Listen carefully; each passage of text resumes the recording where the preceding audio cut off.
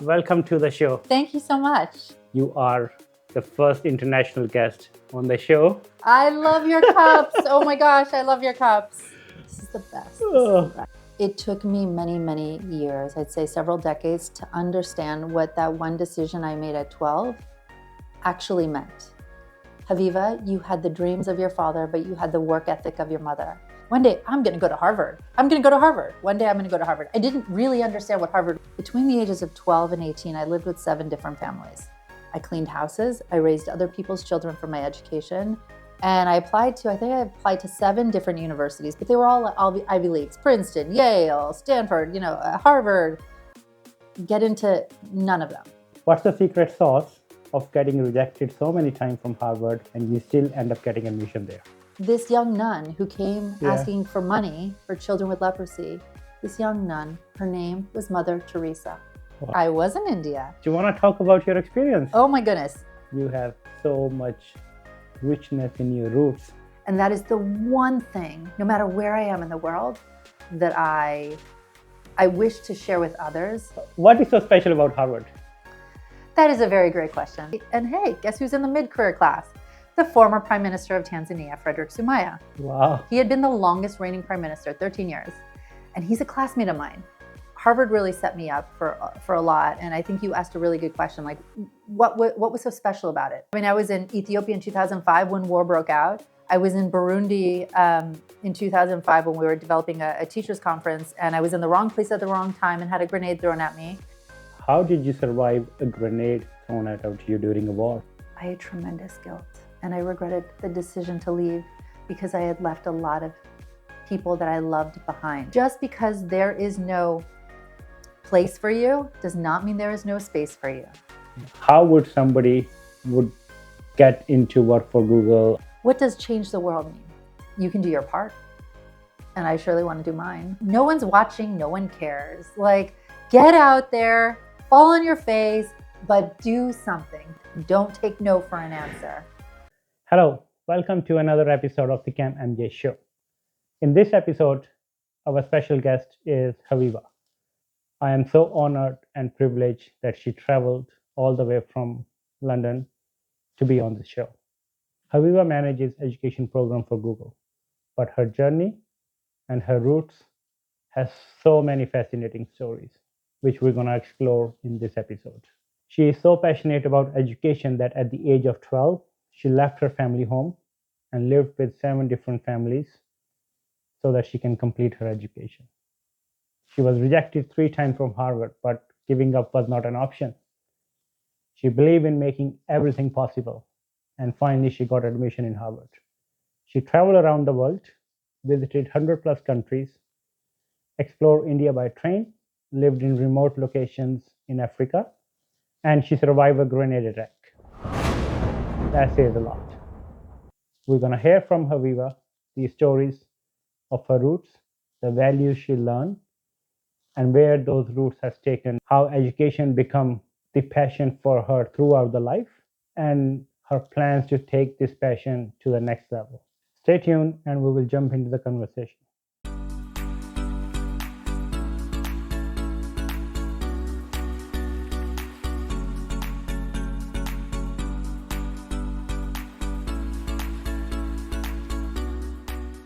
Hello, Haviva. Hello. Welcome to the show. Thank you so much. I am so glad you traveled all the way from London in an early morning flight to make it for the show. And you are the first international guest on the show. Honored to be here, and I'm excited to chat with you. Great. Let's get started. Let's do it. All right. So, are you enjoying the coffee? I'm enjoying the coffee. Great. Delicious. You like my cups? I love your cups. Oh my gosh, I love your cups. This is the best. This is the best. Great. So, Haviva, you have an extraordinary story. I only know some of the things you mentioned on the way here. So, where do you want to start? Well, let me share a little bit about where I'm from, how I grew up, and that'll just give you a little bit more insight into me as an individual. So I am from Los Angeles, California. I now live in the United Kingdom, but grew up in a very normal family. My mom was a supermarket clerk. So the person, you would go to Tesco or a supermarket and she'd be behind the counter checking you out. And my dad was a musician, and we grew up in a house full of music. I am not gifted by any means in any form of music, although I can play the saxophone, but not so great. And so I grew up with a lot of music. My dad was a dreamer, and my mom was a hard worker. Very normal family, 2 brothers, wonderful human beings. But we grew up in at a time in the United States when recession had hit and my parents had lost their house. My mom had to take on extra shifts at work. And so we ended up moving outside of Los Angeles to the suburbs, about 2 hours outside of Los Angeles. And my mother would commute into work every day, 2 hours one way. My dad, in order to pick up work, would go where there was work. So Las Vegas, Reno, California, Reno, Nevada. And we were oftentimes left home. And so my brothers and I were what you call latchkey kids. The kid who came home from school with the key in her hand and opened the door and fed the siblings, but came from a very loving family. And around, I would say, the age of, I'd say 8, I started kind of feeling like, oh my goodness, there's this big world out there. We were living in the suburbs. We didn't have a lot of resources, but we had a lot of love.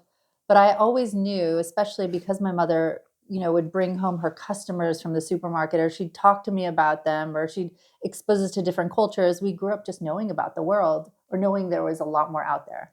And so I would walk myself to the library after school. This was around probably 9 or 10. And I'd just check out books, and I'd live in the library, essentially. I started sleeping with an atlas underneath my pillow at 9. And this was just how I oriented myself to the world. Come the age of around 11, I realized that in order to escape this cycle of living paycheck to paycheck, not wanting to travel and be away from my family, and so I needed a job that would actually provide resources, realized that my best way out of this type of environment was education. And so I always share that from the ages of 12 to 18, I moved away from my family. I lived away from home, going back to Los Angeles, to where there were amazing schools, where there was opportunity.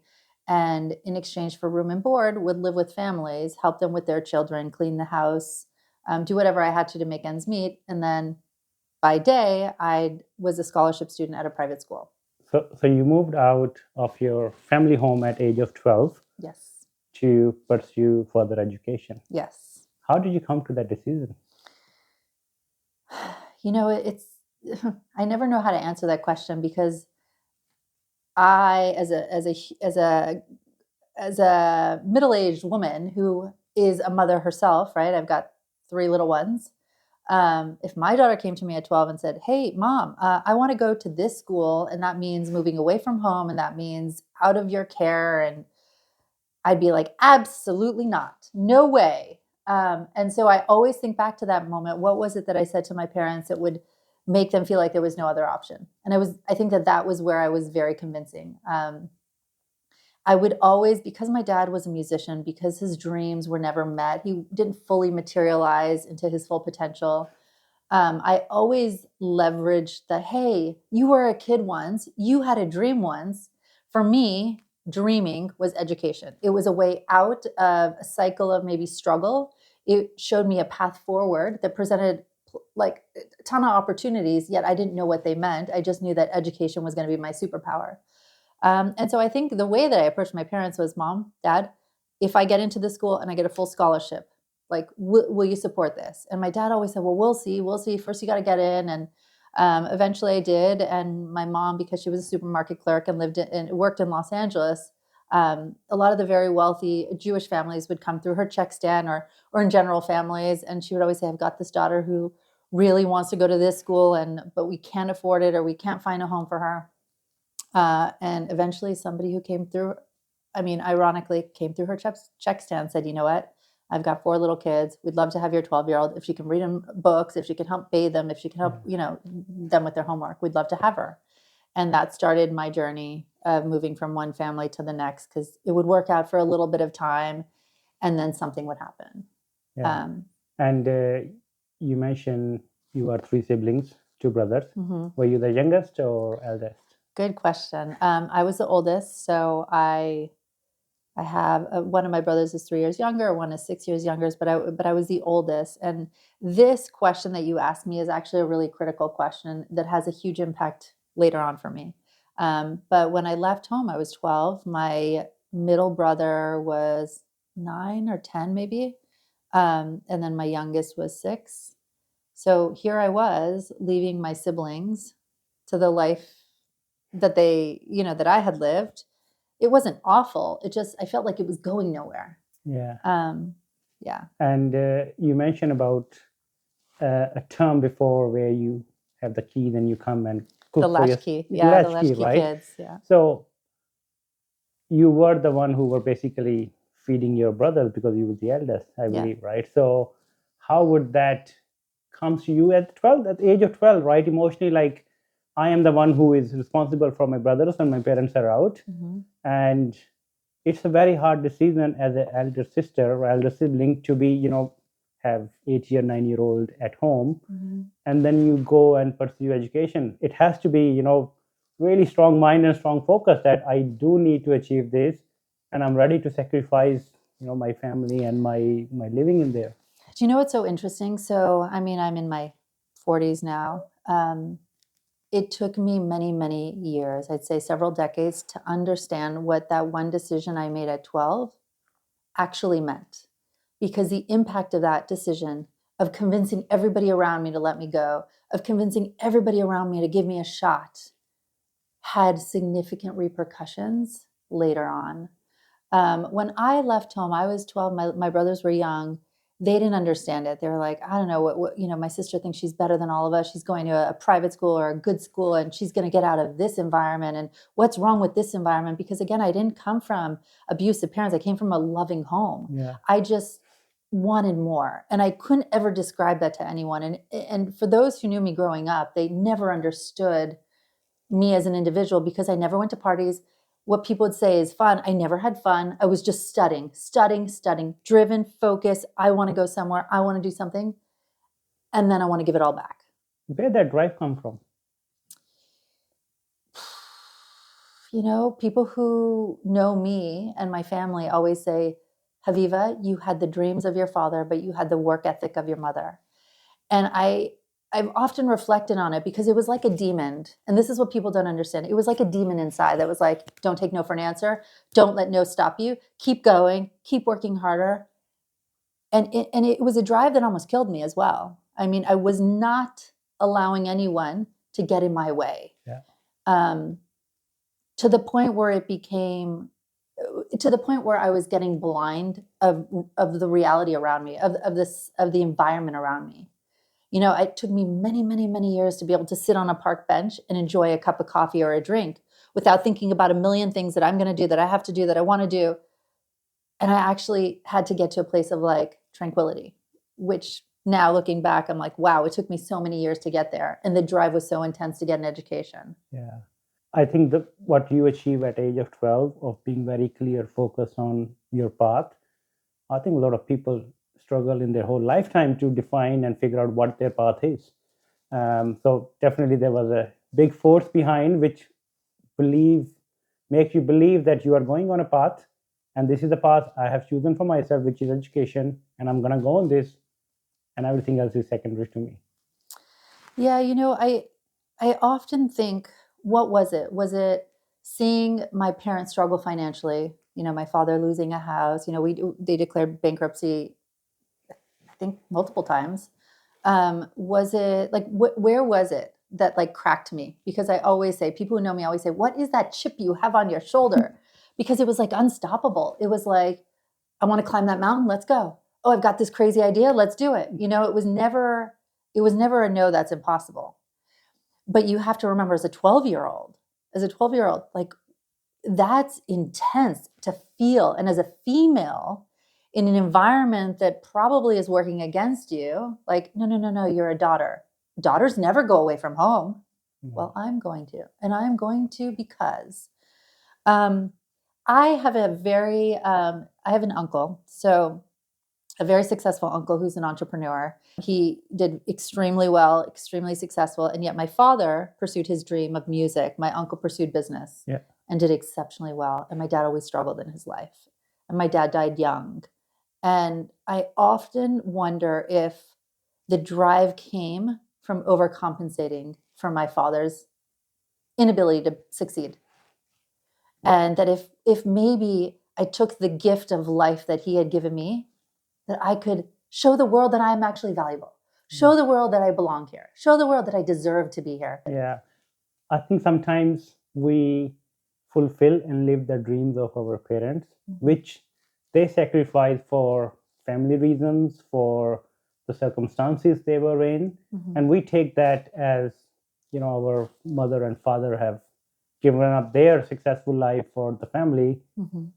Kind of comes as a responsibility to us that we do need to fulfill their dreams and make them proud. So I think there's an element of that, which I sense is, your father follow his passion. And for whatever reason, he didn't get through where he wants to be, but you feel like I need to continue that passion and tradition, and I'm going to make, my father and my family proud. 100,000,000%. I also think because of that, this juxtaposition of like my dad and his brother, I felt very much like just in a really difficult spot of like, oh wow, like how do I go from being here to actually success? I know I see it, and success could be many, many things. But for me, success was like, you're not struggling to like provide for your family with a roof or food at that time, right? You're a stable individual and you're a good human being. But how do I get there from where I'm at? And from a very, very young age, I would even say before the 9-year-old or the 8-year-old sleeping with her atlas underneath her pillow, there was this like little kid who was 5 going, one day I'm going to go to Harvard. I'm going to go to Harvard. One day I'm going to go to Harvard. I didn't really understand what Harvard was, but I knew it was something that everybody was like, that's impossible. How are you going to get there? And that became my anchor of, you watch. And in order to go to Harvard, I've got to go to the best school possible to prepare me for what that means. And then you watch, and it just was consistent. But I will just say one very important nugget is that between the ages of 12 and 18, I lived with 7 different families. I cleaned houses. I raised other people's children for my education. When all of my friends were going out and having parties or going to the cinema, I was home at 6 o'clock so I can watch Double Jeopardy, which is an American game show, with this 85-year-old Russian woman by the name of Frida that I was caring for. That was a period of time where I was living with her. And all of those experiences kind of created more of this deep chip on my shoulder. It was like, I'm going to work harder. I'm going to be better, but I have to do all of these things. And I think the one thing that people always wonder about when they hear me and I don't mention it often, but this period of my life that was very unstable and really challenging and hard and very lonely, is that each of the families I lived with added a lot of value, but also challenges in my journey and in my path and in my life. And one of the families that I lived with was deaf mute. I had to learn to speak sign language. Wow. And within the first 10 days of me living there, I shared a room with they had a 2-year-old. The husband disappears. He goes to buy bread that we call a challah, Friday night bread, and he doesn't come home. And a couple days pass, and I'm thinking, this is very strange. Maybe I should ask the wife, but I'm still learning sign language, but she's really good at reading lips. Maybe I didn't understand something. Yeah. And she came to me a couple days later, and she says, I have to tell you something. My husband is addicted to crack cocaine, and sometimes he disappears. And I didn't know what to do with that, because as a young person, I had suffered from severe stomach aches. And she was the only one out of all the families I had lived with that was very caring. And I lived with them for 2 years. I never said one thing to anyone about the disappearances, the feeling a little bit vulnerable at times, the disappearances, the fighting and the arguments, until I was 18, until I graduated high school. Wow. So that turbulence kind of just added more fuel to the fire. But the complete vision that education was going to get me out of this cycle and create a path forward, it's like deep in my spirit. Yeah. So between 12 and 18, you lived with about 7 families. Yeah. And you did your studies. Did my studies. How was the experience and learning from those 7 families, and I'm sure they would be from different cultural background and different economic status, different religious orientation, or I mean, so many things. What were some? Okay, so many learnings. I lived with a religious Orthodox Jewish family with 8 kids, and I was the dormer, the boarder. And there was a lot of jealousy amongst the girls. And so when one of the girls got upset or frustrated with me, she'd punch me in the stomach. So that didn't last for a long time. There was another family I lived with, and I am so grateful to them for so many reasons, but they were an extremely wealthy family.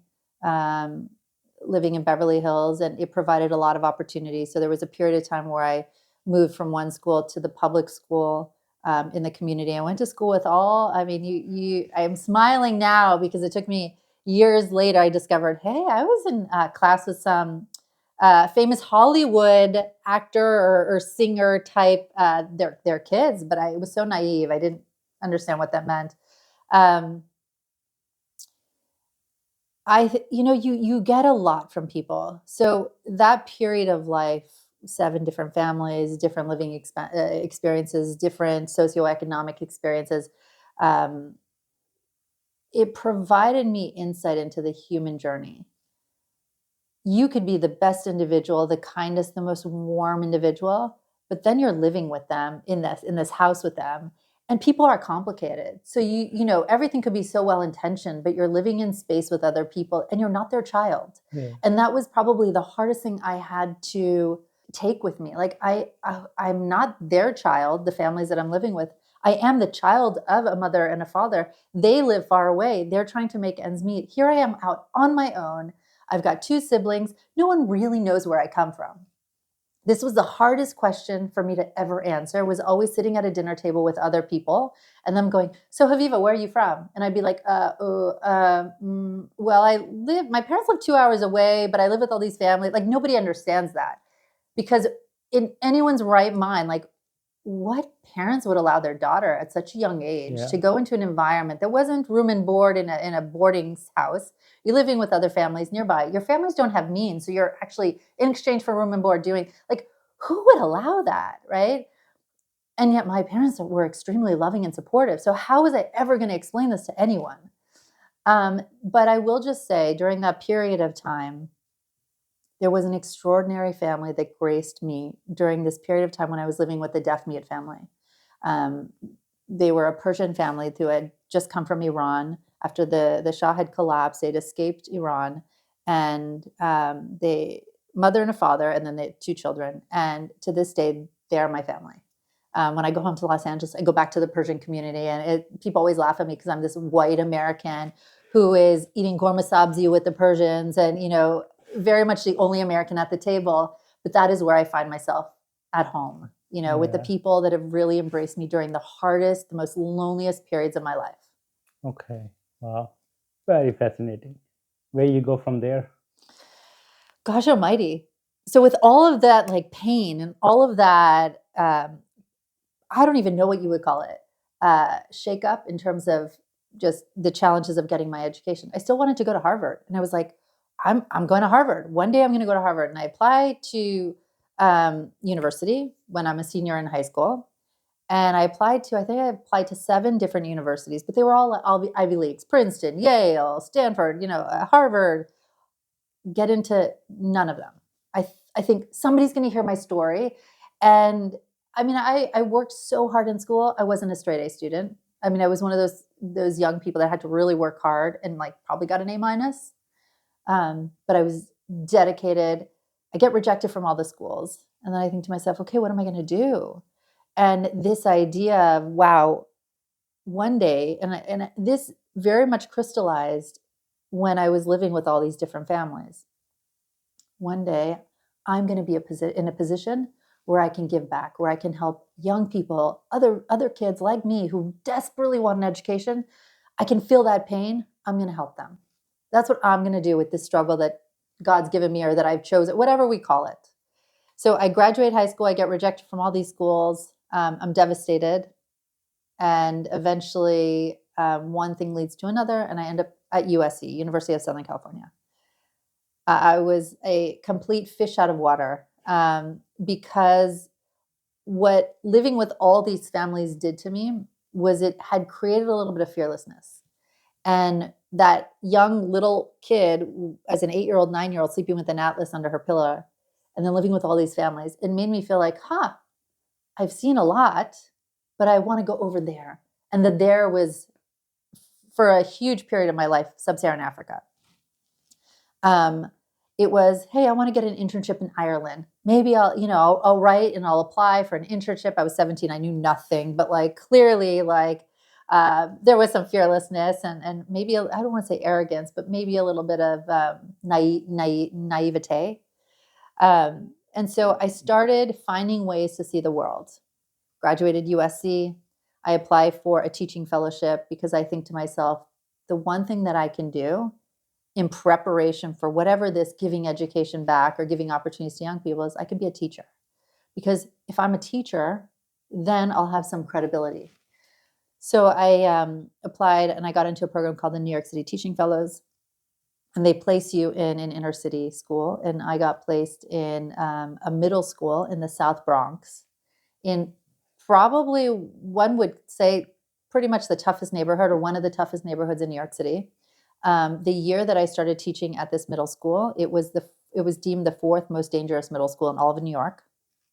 And here I am, this young teacher, this innocent, naive teacher. And I'm like, I am meant to like be the teacher of these young people who come from challenging homes. Maybe they're living in shelters. Maybe they don't have parents. Maybe their parents are in incarceration. And I have to stand up there in front of them every day and show them that I am trustworthy and find a way to inspire them to learn. And what a challenge that was. And probably one of the greatest gifts in my life, because those 2 years were transformative. But I did that for 2 years. And then I realized, okay, now I'm ready. I want to go to the emerging markets, to poorer communities and countries. And I want to set up educational opportunities for young people. And I kept in my mind thinking of the poor kid from a village who's like, I live in this mud hut, but I want to go into the city and I want to do big things in that city, but they don't have money for shoes. They don't have money for food. Like, how is that kid going to get to the city? But what they do have is they've got this hunger. They've got this vision. They've got this work ethic. That to me is gold. And so I wanted to reach those young people. When did you get to Harvard? Harvard. So I applied once. I applied twice. I applied 3 times. So I eventually did end up getting to Harvard. So what's the secret sauce of getting rejected so many times from Harvard and you still end up getting admission there? You never give up. Okay. So interestingly enough, when I was a New York City teaching fellow, teaching in the South Bronx, I would go to school at night for my master's degree. And one of the women that taught me was a professor in education. I remember hearing that she had gotten her doctorate from Harvard. And I said to her, oh my goodness, that's amazing. Like, what did you do? Like, how did you position your application? Like, how did you get in? She goes, how did I get in? She goes, I got rejected 7 times. By the time they finally accepted me, they knew me by first name. And I was like, oh my goodness, that's amazing. You got rejected. Maybe she said 5 times, but it was some ridiculous number. And I was like, and how did you keep going? And she was like, listen, if it's where you really want to be, you'll get in. You just keep trying. And so you realize when you get rejected once or twice, you start realizing, well, there are lots of people like me. So how am I going to differentiate? How am I going to bring my uniqueness? Because everyone is unique. How do I bring the uniqueness to the forefront so that other people see it too, and I'm not just blending in? And so eventually on my 3rd try, I did get in. But I have to tell that story because after teaching for 2 years in the South Bronx, I said, I want to go build schools in sub-Saharan Africa. And so I found opportunities, to volunteer, to work with different people. And so I actually wrote my Harvard application from a village in southern Tanzania.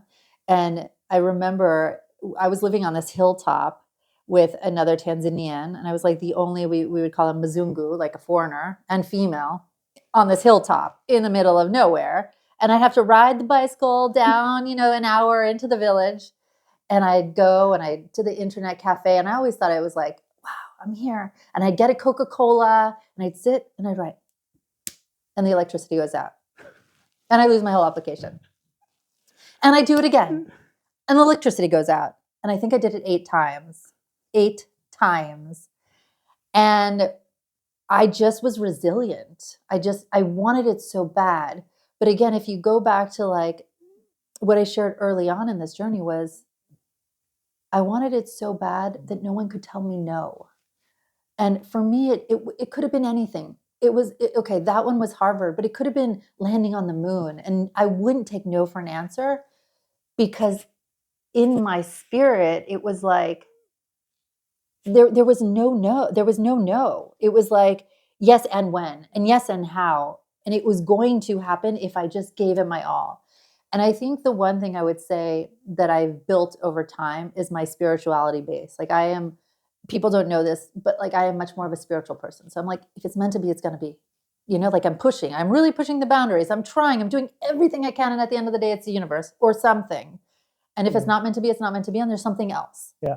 What is in your control is the effort, but the results and the outcome is not in your control. 100 million%. So you can give your effort as best you can and leave the rest on the universe. 100 million%. Yeah. So what did you study in Harvard? Well, let's talk about getting there. I studied public policy.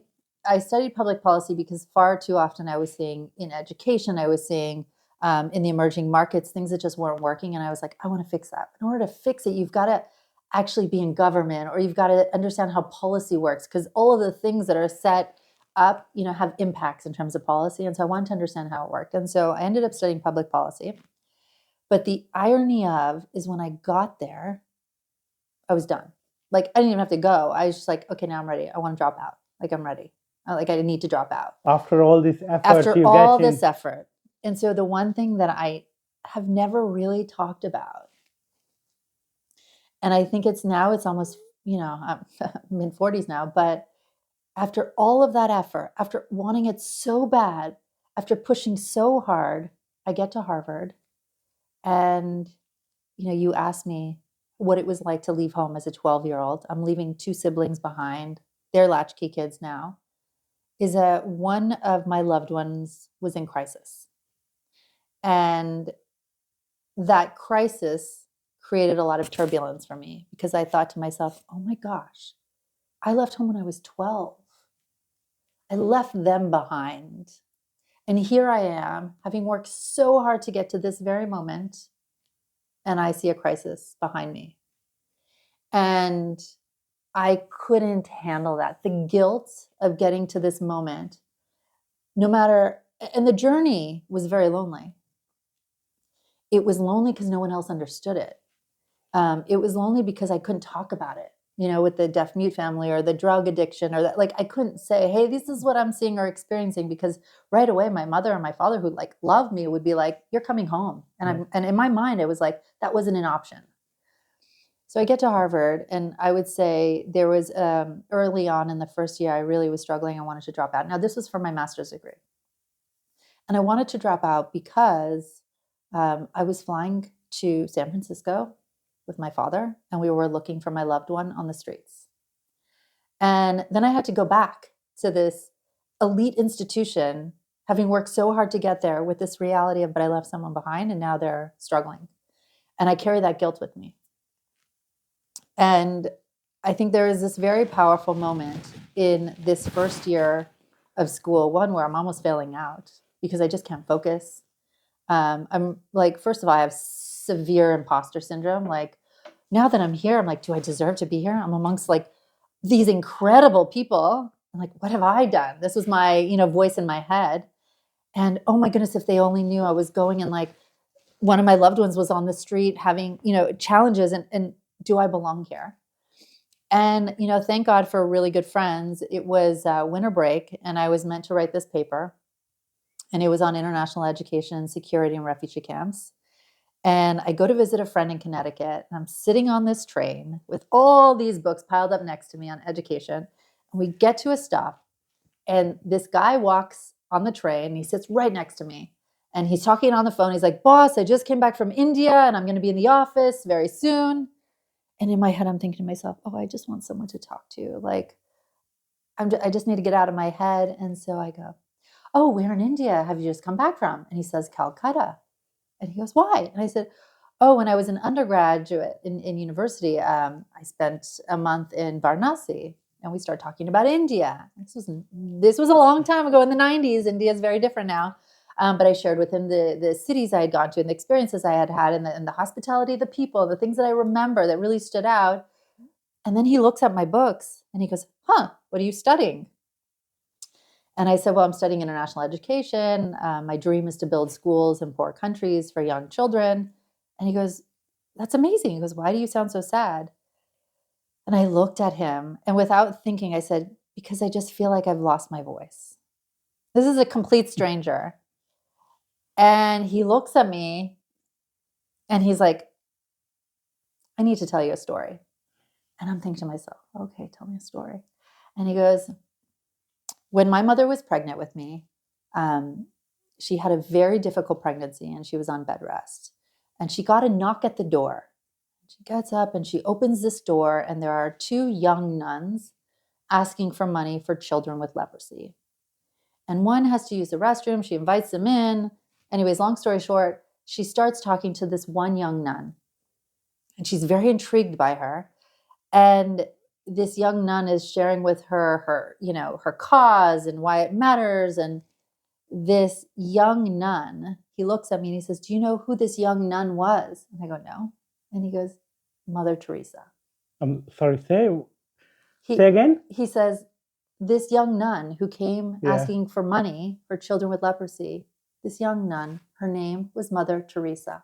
Wow. She's my godmother. And I said, what? And he goes, I want to explain something to you. They share the same birthday. So Arnab was born on the same birthday as Mother Teresa. And so he ended up growing up, and he would do the rounds with her as she would make the rounds. And he said, she wasn't very loud. She wasn't great at math. But her voice was so loud because her voice was her passion for her cause. And he said, you will never lose your voice if you have a passion for a cause. And it was a moment where I was like really ready to drop out of school. I mean, I was in real crisis. My family was in crisis. I was the first one off into this world, into this Ivy League world, into this independent world. And I had left so young. And he's telling me, you can't drop out because you do have a voice. Yeah. And I ended up returning to school, and I ended up completing my years there. But I always remember that story anytime I'm struggling. So you mentioned you are a very spiritual person. Mm-hmm. I don't think that meeting on that train was coincidental. Mm-hmm. You know, you have a path defined by whichever way it is. But once you are a little bit off the path, somebody will send something will happen to put you back to the path. And I think that movement was to put you back to the path, that you have struggled hard. You are facing some family consequences, but that's not who you are, Haviva. You have to get back to the path and go on with it. You know what? I do believe that. Yeah. I think you're absolutely right. So Haviva, you mentioned about Varanasi.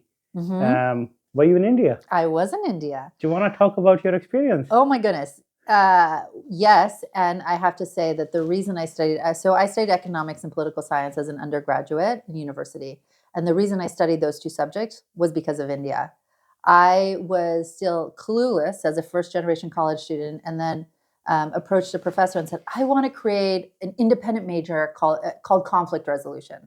And the professor at the time was like, well, what kind of courses would you merge together to kind of create this major? And so we talked about it, and he said, you know what, before this is the path you decide you want to pursue, I want you to find a country in the world where different groups of people live together and go research that. And India had always been a place I had wanted to go.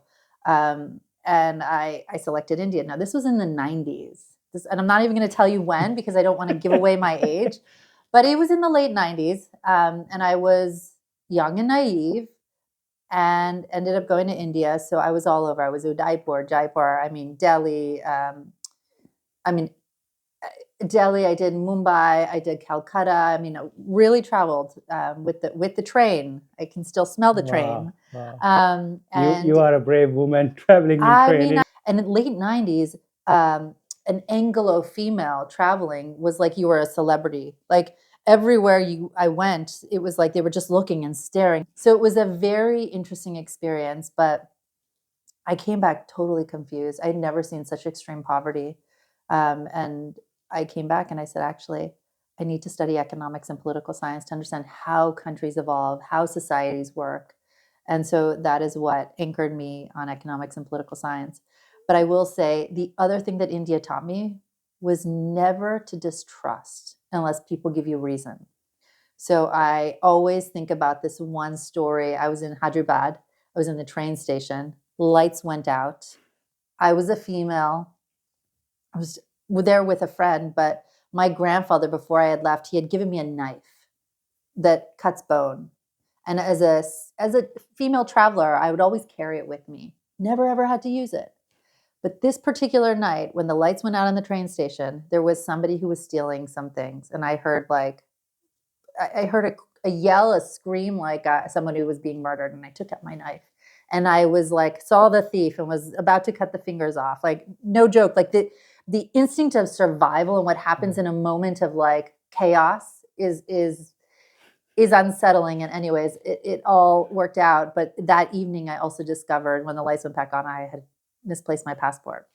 And I finally realized actually I left the passport in the taxi, who had driven me 2 hours in because it was monsoon season on a road that was like pothole. Yeah. Anyways, about an hour and a half later, the driver came back with my passport. Wow. And anytime I am in a moment of doubt around somebody stealing something or I don't trust that individual, I always think, did they give you a reason not to trust? Because I always remember that Indian taxi driver who came back for no apparent reason other than to make sure that I had what I needed. Yeah. And I literally hugged him and gave him as much like rupees as I had on me. But I was so genuinely touched by the humility and by the humanness of like wanting to care for this foreigner. So I have so many memories of India, and my dream is to go back next year. Nice. Because the people are just so hospitable and warm. Nice, very nice. And you've been to Africa as well on the same mission? The big continent of Africa, yeah. So I spent a lot of time in sub-Saharan Africa. So in my early 20s, during university, I did an exchange. I was a university student in Ghana. And then just fell in love with the whole entire, I mean, really, I'd say the continent, but spent a lot of time in sub-Saharan Africa. And people always say, oh, where? And I'm like, you name it. I mean, but like Burundi, Rwanda, the Ivory Coast, Cote d'Ivoire, Tanzania. I mean, you name it. Like I've inhabited or passed through or did volunteer work or went to university there. And it is always probably a place I always say is my second home. So I was born in Los Angeles. New York City is really where I consider home. And then somewhere in Africa is really where I draw peace and strength. And when I was a student in Ghana, I'll have to share the story because this is so much of who I am, is I was a part of an exchange, or not an exchange, I guess it's like a study abroad program where you go for 7 months and you study in the university. And so I studied at the University of Legon in Ghana. And I ended up catching malaria pretty bad. And there were these, we stayed in the international hostel. So international being like 20 American and Canadians, and then like 300 Africans from all over the continent. So that was international. And there was this group of Schlumberger fellows who had come, so scholarship recipients of the Schlumberger Scholarship, studying engineering. And they had come from all over the continent. So Angola, Chad, Congo Brazzaville, Equatorial Guinea. And they didn't speak English. They didn't speak a word of English. So those that were from Equatorial Guinea, I spoke Spanish to them. And the rest of them were Francophone countries. But I ended up getting malaria. And I ended up befriending these young people. There were 20 of them. That while I was in the hospital, each of them slept on the bed next to me for the period of time I was there. And they ended up becoming my like siblings, like very, very close. And so actually at my wedding, some of them flew over from Congo Brazzaville. I've gone to some of their weddings. But these 20 African, they're not young people anymore, but they're actual engineers in the world, basically have become my foundation, my extended family. So I have a very special place for the continent. It's always a place I draw strength. Wow, you have so much richness in your roots. I can't even summarize. I usually summarize, but I can't even summarize where to start and where to end. I mean, you live with so many families. You had your path very much clear in front of you at the age of 12 or even before. You went to Harvard. You met so many people along the journey. You had a cause of education. You want to change the world, and then you travel to Asian and African countries to understand how things work. What is one thing you can put out of all of that? I know it is a very hard question, but what's the one thing you can put out of your roots which bring you to our conversation about the routes? Oh, wow. Well, this is an important lesson I learned. Make sure you take pride in the challenges and in the people and in the places you've come from, because that is your foundation. You know, um, there are so many tables I sit at now that I feel very privileged and humbled by, to be even sitting in the presence of the greats, of thinkers, of presidents, whatever it is. But having gone through such turbulent experiences at such a young age, it's created a lot of rich foundation that I draw upon a lot of when I feel myself struggling. And I have to just share this one tidbit, because last year I went through a period of time where my father passed away 11 years ago, and every so often I miss home. I live now in Europe, and home is really uh, where my Persian family is, my mom is, and I found myself feeling so distant from where I came from, right, and so far away. And I saw the Elvis Presley movie last year, okay, and there was a moment in this film where, if you remember, he wants to switch agents or people, management companies. And the second management company that he wants to move to says, "We'll take you on." He goes, they said, "But first you go home and you remember who you are." And so when I think about the roots, no matter where I am, I am so grateful for the struggles I witnessed as a young person, the things that my parents went through, the life they've given me, the privilege of not being privileged as a young person. And that's all relative, right? Because I know I'm so privileged based on maybe a young person in India who doesn't have a family, right? But was always to stand strong on the foundation in which you've been built from. And that is the one thing, no matter where I am in the world, that I wish to share with others. Never forget who you are, because you can be the most successful, the wealthiest individual, but you should always be connected to your roots. Always. One thing which I understand from your roots when you talk about Harvard is, once you get in there, you're like, okay, what now? But to get there was the most important part. So what I gather out of that is you enjoy the journey and not the destination. And you hear this all the time. And I always tell my husband this, who's in the startup space, you gotta enjoy it. Yeah.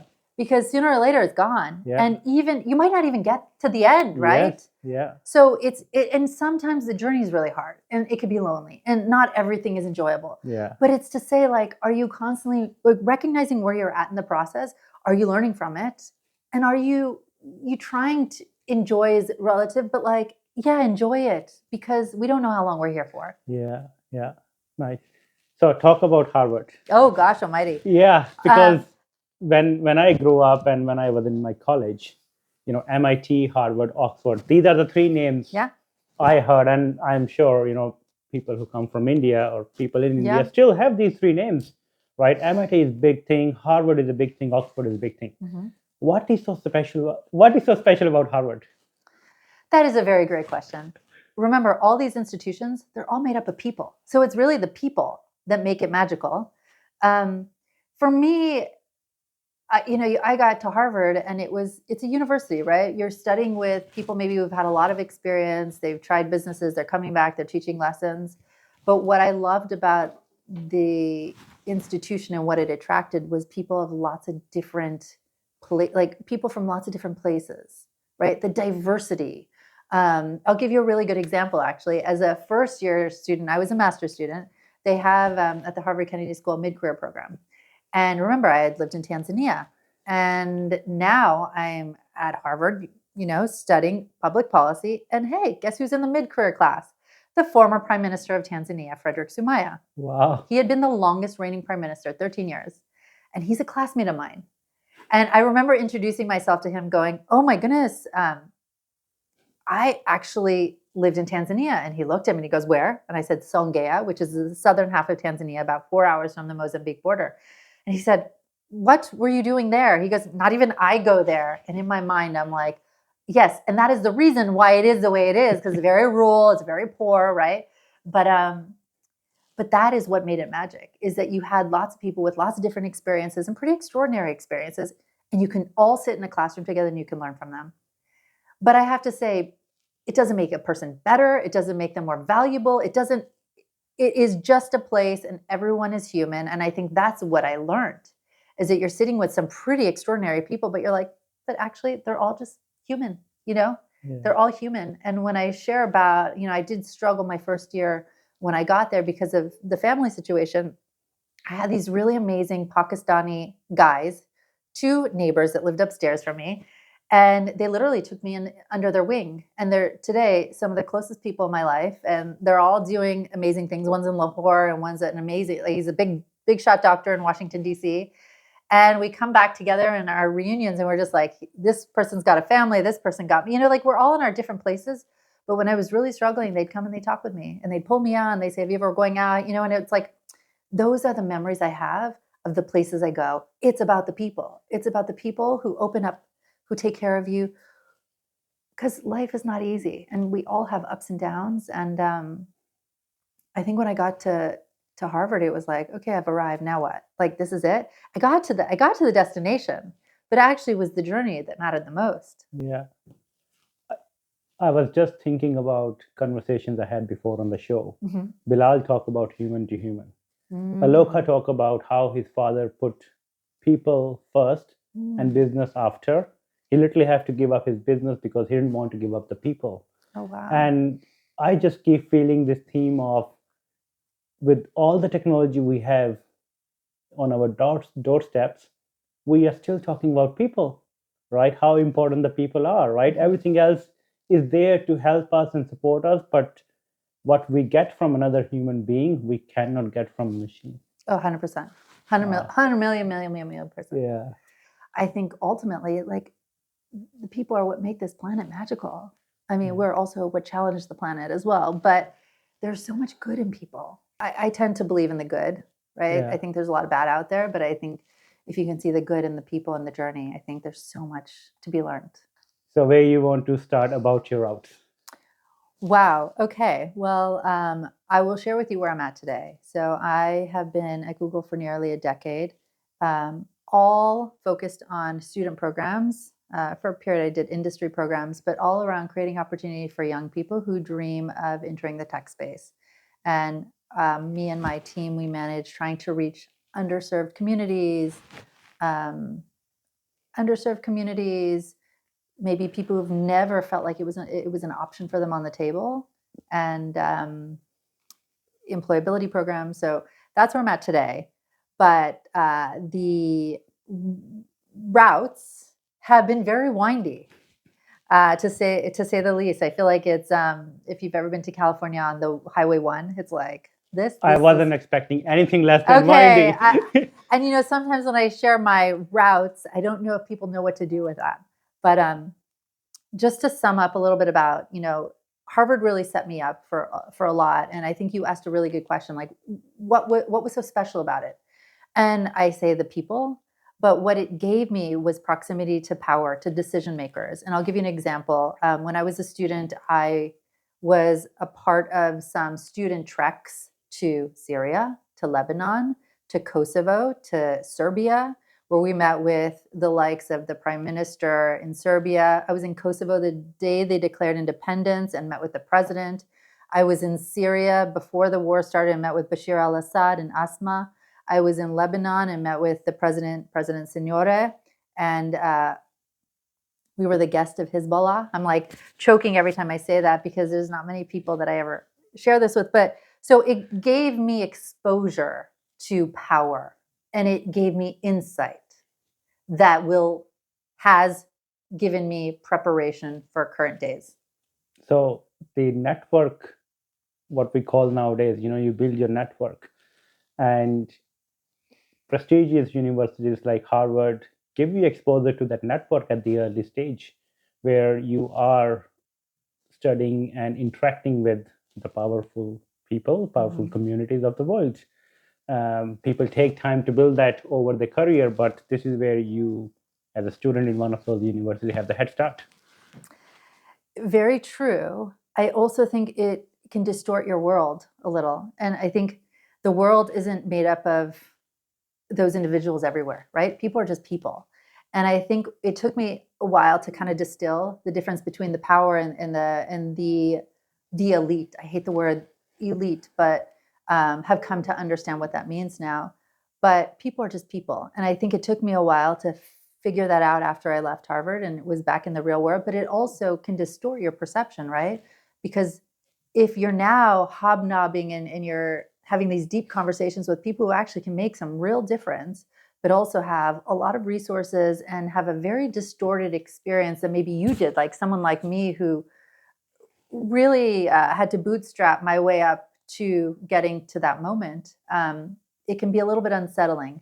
But then you go and you complete the experience and you're a very different person. But then you go back to the world you came from. You have to figure out how to navigate that. Yeah. And that gives you a lot, but it also challenges you. So you talk about Google, which will come to the story after, but your journey didn't start in Google. So Oh my goodness. Where did your roots start? Oh my goodness. I mean, if you would have said to me 20 years ago, 3 decades ago, one day you're going to work in tech, and one day I'd be like, what? No. No. And the joke is that I'm like the least technical person you'd ever meet. But have a genuine and deep curiosity. That is like one of my key core principles that as I am growing older really drives me. Like I want to know, like people always joke, I'm like a kid in a candy shop. Like I'll sit near you and I'll go, where are you from? Oh, do you know this? Oh, what do you like? Or where did you grow up? And people are like, either it could be a little bit like, what is she trying to get at? Or, oh, she really wants to know where I'm from. And to me, curiosity is like the number one core principle that I lead with because I am genuinely curious. Because the world is made up of complexities of people, and we have to understand that in order to really navigate it. But no, I started as a teacher, like I said, in the South Bronx, New York, and that was probably the most fulfilling role I've ever had in my life. And I was teaching young people who had family members that were incarcerated. Kids who were sold into prostitution and now have to, they're showing up to school every day and expected to learn. And they've got so many other challenges. But I've now had to be their teacher, their advocate, their friend, their trusted adult, sometimes the parent they never had. I mean, I was all these things and I was in my early 20s. And so to me, that experience, I just took my struggles from my roots and started my routes with, okay, I actually understand some of this. Maybe not the details of your specific situation, but I know the loneliness, or I know the hardship, or I know that you've witnessed some really difficult things, and I'm going to be here to champion you. And I believe in you, because that's, I think, what young people really need, is they need a belief. And I went from being a teacher, graduated then from Harvard with a master's degree in policy, and went on to lead an organization focused on teachers, global teachers, or teachers around the world. And the idea was that there are 65 million teachers around the world. And what if we could create this network where we can connect teachers to information and each other? How much stronger would the workforce of education be? And so I did that. I can't go too much into it, but I will just say, if I think about one experience, I was a young executive director of an organization that had so much potential, working in countries that were in the emerging markets with a tremendous amount of funding behind us, with some very public figures like the CEO of Cisco and the Clinton Global Initiative. And I was out there in front trying to learn, trying to engage, trying to be a young adult, finding my own independent way, going from country to country to country, meeting heads of state. And then I would look around and all my friends were married with kids and like living, I don't know what we would say, maybe normal life. And I was flying around the world and people are going, oh, wow, look at that. And I was looking at them and I was going, oh, wow, look at that. And we were all just kind of in our journeys. Yeah. What do you call the grass is always greener on the Oh, other side? always. And now I never, ever, ever look and go, I want that, because everyone's Yeah. got their own challenges. But it was a challenging time because it triggered a lot. I was young and I was put in a very powerful position. And I was continuing this journey of loneliness because I was all over the place. And I had seen so much. And I mean, I was in Ethiopia in 2005 when war broke out. I was in Burundi in 2005 when we were developing a teachers conference, and I was in the wrong place at the wrong time and had a grenade thrown at me. Grenade? Yeah, so I don't even know how to share this story, but this was in 2005 when Burundi as a country, I mean, it's still very unstable, but had a lot of civil strife. And as a foreigner, and oftentimes a lot of the rebel groups would look at these foreign aid workers and say, if we target foreign aid workers, then money gets extracted from the country and you stop giving money to governments, or right? And so there's a power play. And so I was at the wrong time, and there were rebels that were coming toward us that threw a grenade in my direction. And I mean, I will say I experienced a year of not being able to sleep. Any loud noise that went off would wake me up, dark dreams. But I mean, you're off the beaten track, so you're going to experience some of these turbulent experiences. But yeah, I had a grenade thrown at me. So, how did you survive a grenade thrown at you during a war? How did you feel about it?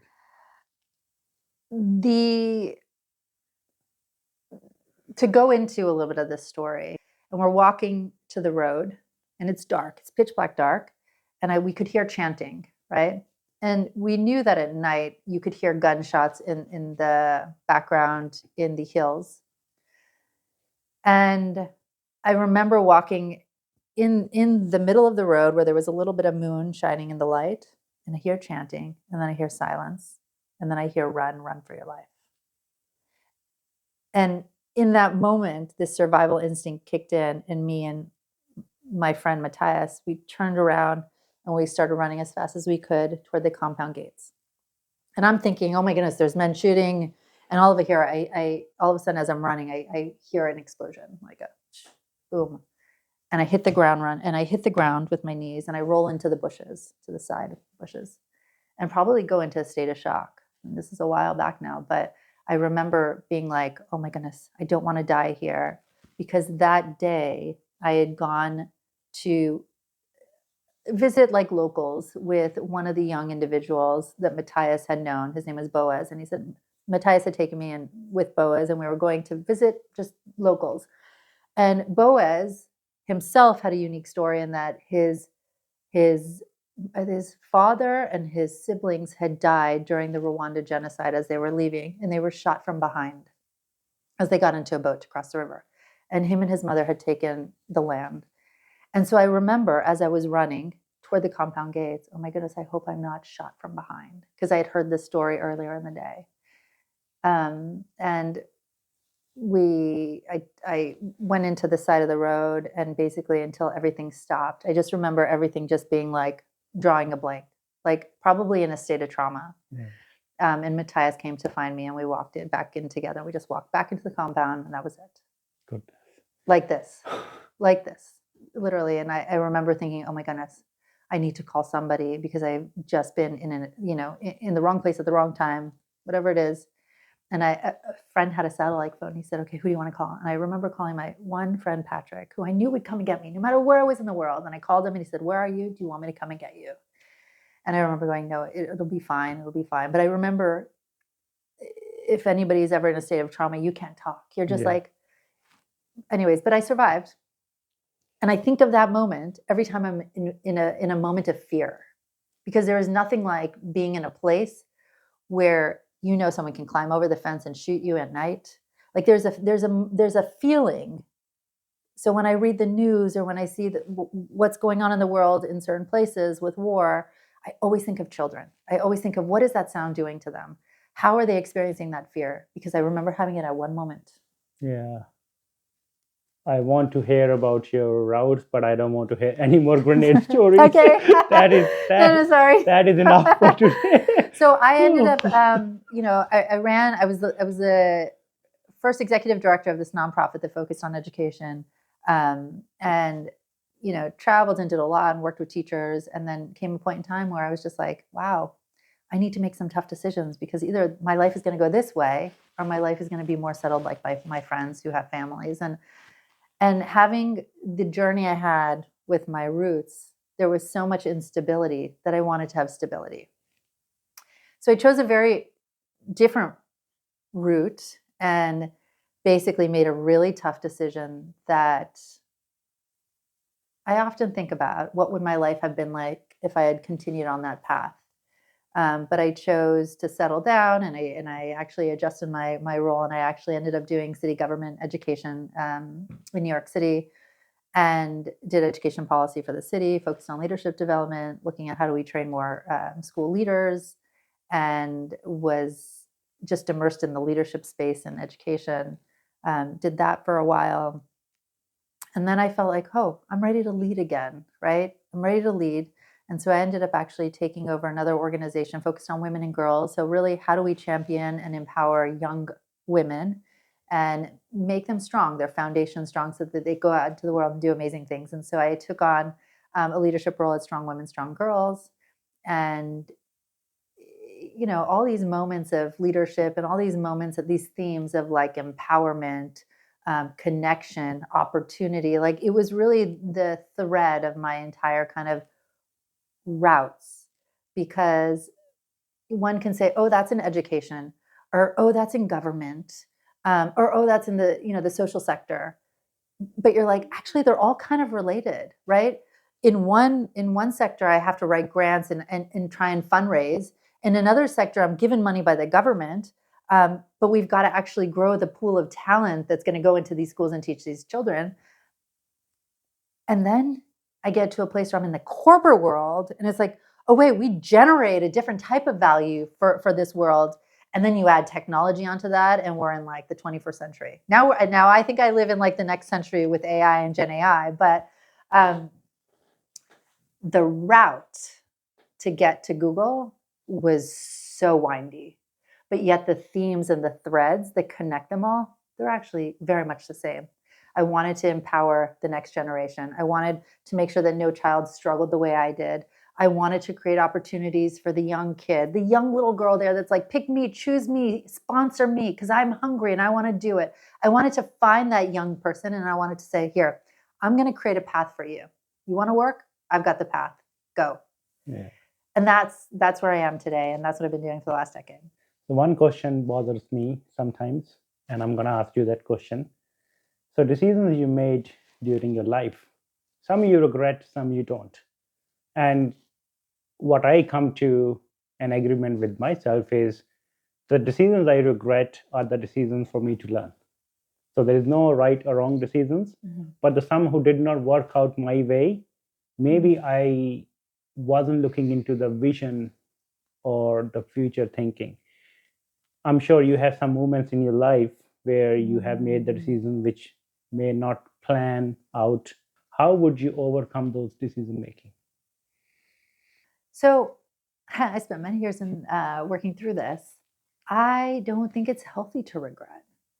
I think as a young person, I think I told you, when I left my home, when I left my family, and then a family member got sick, I had tremendous guilt. And I regretted the decision to leave because I had left a lot of people that I loved behind. And that's how my story was told in my head. And then it was years later where I looked and worked through and was like, actually, but I can't regret that, because I wouldn't be where I am today without that turbulence and without those feelings of loneliness and struggle, right? And yes, there are so many different paths you can take, right?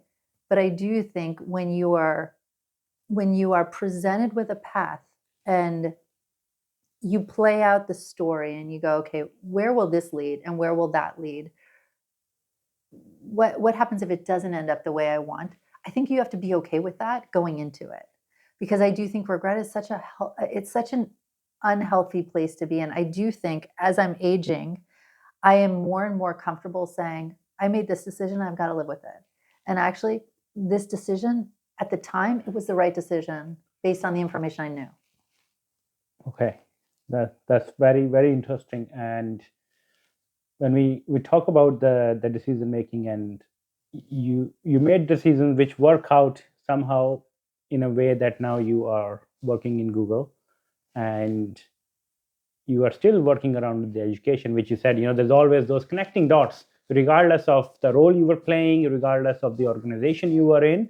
But those connecting dots were always there Always around, the theme. the empowerment, the education, the people who Opportunity. are in the desperate need. How can I give them some hope? How can I give them some help?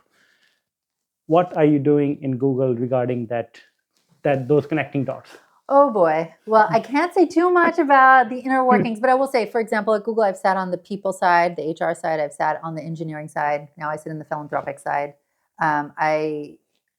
We are doing and giving back to the community in different ways, depending on which org I'm talking through.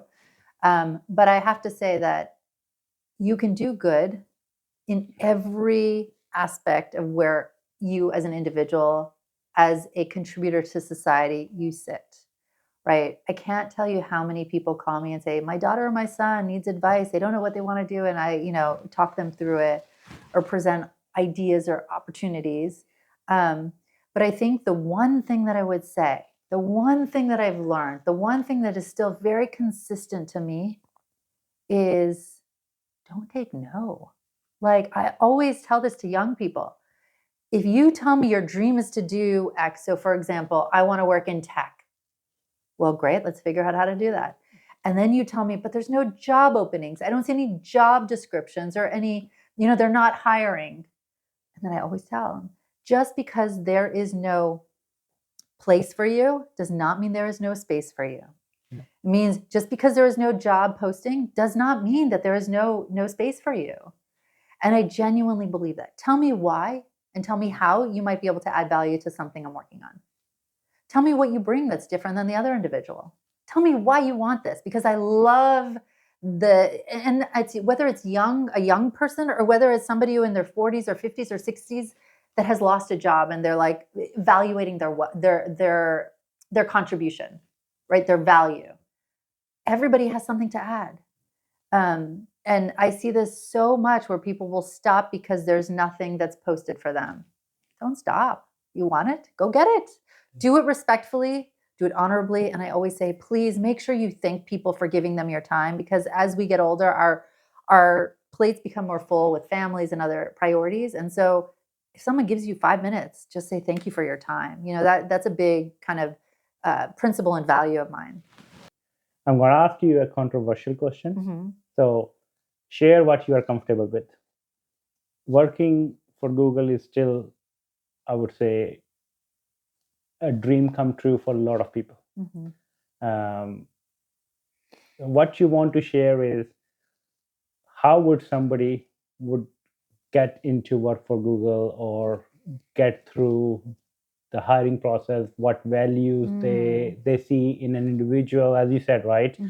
It's not about there is no job there for me. It's like how you make yourself valuable, that they can make a space for you. So again, whatever you think is kind of the knowledge you want to share. Being in Google for a decade is what the next generation would do that they would get if they want to get a dream job in Google. Well, here's what I will say, and it's not even just applicable to Google. I will say, be the best at what you're doing. So that means learning as much as you can. That means being on the forefront of whatever it is that is your domain, right? That's also, though, making sure you're leading with curiosity, because I find I work with some really, really smart people, but sometimes they just don't know what's going on in the world. And I'm just like, how do you not know this when it's like all over the news? Like, to me, I need to see the big picture, and then also like, what is the inner workings of what we're trying to achieve. But I would say be the best that you can be. Make sure you set yourself apart. So tell me why that. So this was something big, whether that was Google or somewhere else I was looking. It was like, okay, how many others have gone to Harvard? Probably a lot, or the Yales or the Oxfords or whatever it is, right? You don't have to go to the Harvards and the Yales or the Oxfords to be great, right? You could be great not having gone to university, right? That might not have been your path. But tell me why you want this, and make sure that you're convincing. Make sure there's passion there, because I can train somebody who's really kind-hearted, who's respectful, who's hungry, who's driven. I can work with that. But somebody who's just smart, thinks that they know everything, and is arrogant, not pleasant to work with, I can't work with that. Right? So just make sure that you're the best at what you can be, that you're curious, that you've done your homework in terms of understanding what that problem is that the organization or the company is trying to solve, figure out how you can add value, and then make sure you have a very convincing way of articulating that. So for example, if you're writing your CV, tell us something interesting, because everyone is going to be able to code, in the way that if you're applying for a technical role, they're going to have. Lead with the things you've built, right? We love to know. And it's not only, I'm not speaking on behalf of Google, I'm speaking in just general in the tech world. If tech is an interesting space, tell us what you've achieved. I'll tell you this this very memorable moment I had when I was in New York City. I was working at the Department of Education, and my partner at the time was working at a nonprofit in Harlem. And he came home and he said, "Oh my goodness, you wouldn't believe the CV that I got." And I look at it, and it was a folder of a globe, like the world map. And then inside was a cover letter and the CV. Okay. This individual had been a VP of a diamond company, had been a senior leader at Pepsi, had been and done all these things, moving from South Africa to New York City. And the dream was to be a teacher. And she's trying to convince educators why they should allow her to work at this organization, nonprofit organization. And I thought it was the absolutely most interesting presentation of oneself that I actually said, "Can I call her? Like, can I?" So I emailed her at the time, and we actually met for lunch. And she became a mentor of mine. But the amount of respect and the amount of curiosity that came from how she presented herself was enough to say, "Hey, can I chat with you?" So do that and be that as you're presenting yourself to companies, because again, behind a company are people, and people are curious. Yeah, that's absolutely right. You are very active on LinkedIn around education. Need to be more active. And you talk a lot about education and AI. What, from your perspective, what is your vision of how AI is going to help the education? Oh gosh almighty. I have so many thoughts on AI and Gen AI. There is a lot of optimism. Okay. And when I'm speaking of this, I'm just speaking of the artificial intelligence as it is currently today exposed and engaged in the world. There's a lot of optimism that I have, but there's also a lot of fear.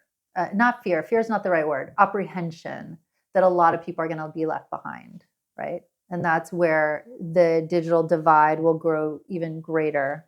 And so we'll keep that there for a second. With AI, Gen AI, I do think that there'll be more access to information, right? And information knowledge is power. And so to me, I get really excited about that. The question then is, what do you do with it? And so how I think it will impact the education system, if we talk formal education, I'm not so sure that young people will have to go to university. I don't think that will be the defined path for success anymore. I think we will rely a lot more on the entrepreneurial spirit. That, do you see a problem? Like, how are you thinking about solving this? So I always say to young people, when we were younger, people would say, "What do you want to do when you grow up? Like, what do you want to be?" And now I think it's less about what do you want to be. It's what problem do you want to solve in the world, right? It's a little bit different in terms of how to look at it. And when I think about that, I think about the curiosity that comes with it. I think about the connectivity around different issues, right, that the world is facing. I think about the geopolitical space that we're in. And so with AI, with Gen AI, I think that it is going to create opportunities that currently don't exist. I don't think that this defined path of university is going to be the end all be all in the way it was for the baby boomers. And I would say even in my generation for sure. The fear or the apprehension that I have is that there will be a lot of folks that will be left behind. And when I mean that is, I think of AI on like 5 different levels. I think you've got the people who don't really even understand it, don't really pay attention, not really engaging with it. Then you've got people who look at AI as a tool. They know it exists. They kind of know what this does, that does. That's it. You've got AI as a co-pilot. You've got people leveraging it for their businesses and their business plans and writing books, right? Then you've got AI, I'm thinking of like the dog walker. You've got AI leading, but it's still on a leash. And then the last level is the dog walking the individual. And they've got us on the leash because the AI is actually leading. It's not us. And I think we're there. It hasn't yet been in, like, we have not seen the full force of what is coming or what is here. But I think there are lots of different levels when people say AI and how will impact the world. And so I see the world engaging with the tool, or however we wish to define it at that moment. But then what will it also do for the people on the planet? I do think when I was in sub-Saharan Africa, trying to reach villages and trying to empower them with information and learning, I think that will be a lot more easily accessible. I think it's just the what comes with, what do you do with that, right? Yeah. So I think we're in this really unique time and place. And, when I think about my own future, when I think about the future, like AI really gets me excited. Yeah. And leaning more toward, okay, now how do we take AI, Gen AI, and how do we empower the emerging markets? What does that look like? There's a lot of unknowns to be explored. Mm-hmm. And I think with AI and the impact of AI in different domains is that unknown, which is kind of putting in the situation like what can and cannot do and how far can it do it. We're kind of trying to understand that kind of measurement of the sort of the impact. So yeah, I think the next few years would be I won't call challenging, but would be redefining the future of where this is going. I also think, though, you have to, at the end of the day, with all these big companies, with all these inventors, with all these entrepreneurs, right? We're only people. And so that's why when I talk to people, I'm always intrigued by backgrounds, like you say, the roots, because I'm always curious on what is the foundation of that individual? What are their principles that guide their life? What is the ethical configuration of how they see the world, right? Because a lot of that, if you have a really strong, solid base that's really ethical and principled, and then you put AI and Gen AI into a conversation, I think it's stronger than when you've got a very weak foundation, right, as an individual. Absolutely. So we talk about where you are so far, where these routes are going to take you in the future. What's your future aspirations? I mean, to even get here, it is I don't want to say miraculous, but sometimes I'm in disbelief that I'm a stable individual, that I have a paycheck. I'm not worrying in the same way I did as watching my parents as a young person. I have a family of my own. I have work that I love, and I am giving back in a way that's creating opportunity for young people.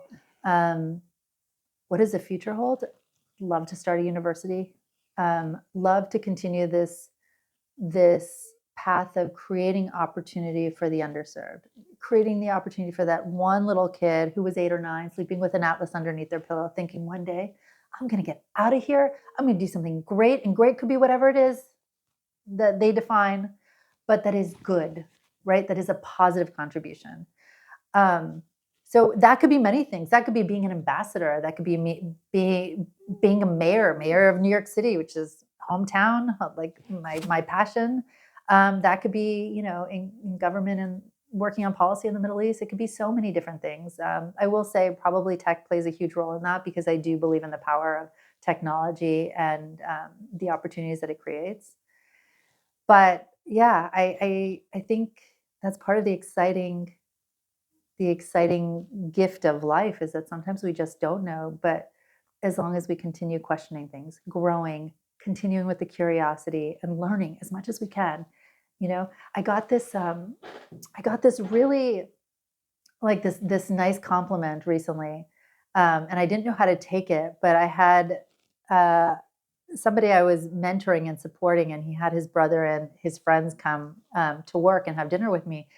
And they're filmmakers, and I was so intrigued by, like, how did you learn what you learned? What did you learn it? What inspired you? That the report the next day from this individual is like, wow, they were so impressed with you. You just asked about them the whole time. And I'm like, why is that impressive? You didn't talk about what you do or yourself. And I'm like, I know, because I really am interested in what they do. Why do I want to talk about myself and like what I do? And I think that's human beings. It's like we want to know about other people because that informs how we think about the world and how we engage. So yeah, I am feeling very grateful on so many levels, and I want to continue doing good for the world. And I'll end with this. I think it's really important to, when I was a young person, there was this one day I'm going to change the world. And as an adult, and it's actually only recently that actually I was really trying to unpack that. What does change the world mean? It means help one person, maybe help 2 and 3, but change the world. Who can do that, right? Who can really do that? That you think you're godlike to be able to make magic and do things. You can do your part, and I surely want to do mine. And so I hope that in the pursuit of creating more opportunities for young people and empowering through education, that I can do my part. No, that's great. And I think you answered some of the things I'm going to ask in my last question, which is usually on the conclusion, is what message you want to give it to our audience. And our audience are pretty much all around the world, different age groups. So from your roots and from your routes, the extraordinary journey you have so far, and you have the ambition to go and start a university and educate more people. What message, anything you want to add on to that?